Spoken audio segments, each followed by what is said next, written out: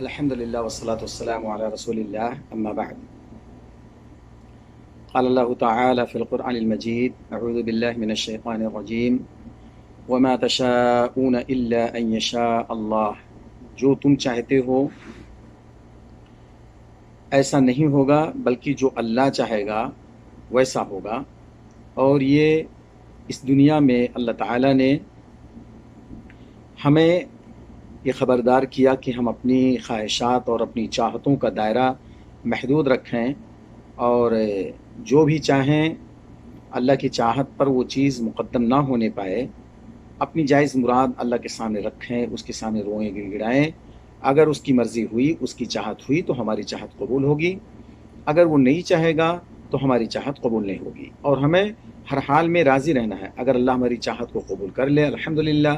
اگر اللہ تعالیٰ ہماری چاہت کو رد کر دے، نہ قبول کرے الحمدللہ، ہمیں ہر حال میں اللہ رب العالمین کا شکریہ ادا کرنا ہے،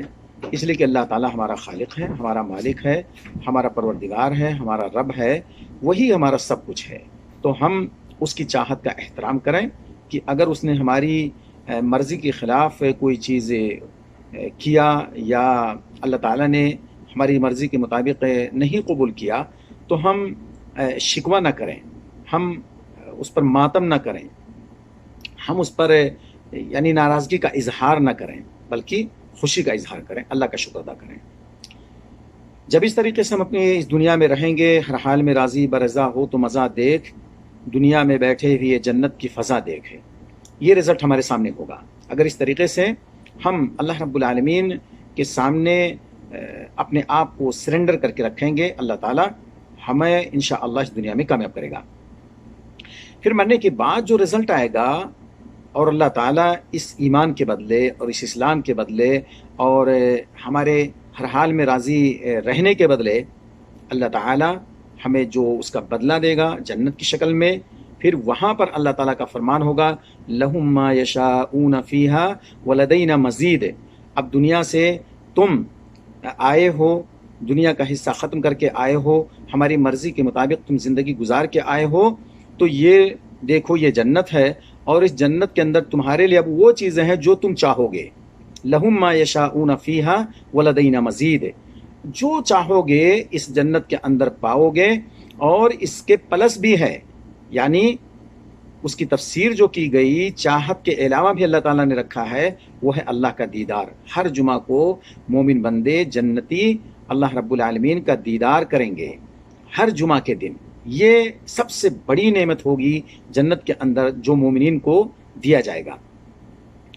اور ایک مزیدار قصہ اور واقعہ یہ ہے کہ ایک اعرابی جنت کے اندر اللہ سے فرمائے گا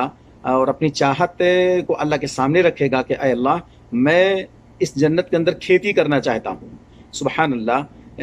ایسا بندہ بھی جنت کے اندر جائے گا جو اللہ سے فرمائش کرے گا، اللہ تعالیٰ اس کی خواہش کو پورا کریں گے، کیونکہ اللہ کا وعدہ ہے لَهُم مَّا يَشَاءُونَ فِيهَا وَلَدَيْنَا مَزِيدٌ، جو چاہیں گے میں ان کی چاہت کے مطابق جنت کے اندر چیزوں کو تیار کر کے دوں گا۔ آنن فانن، کھیتی لگے گی، کٹے گی، پٹ کر کے اس کے سامنے ڈھیر کی شکل میں موجود ہو جائے گی۔ اللہ رب العالمین ہمیں اس دنیا میں جو موقع دیا ہے وہ صرف مقصد یہ ہے کہ اس دنیا میں ہم آخرت کو بنائیں اور جنت کی تلاش میں سرگردہ رہیں۔ اللہ تعالیٰ ہمیں جو دنیا کا حصہ ہے اس سے بھی محروم نہ کرے، اور اس دنیا میں جو مل رہا ہے اس کے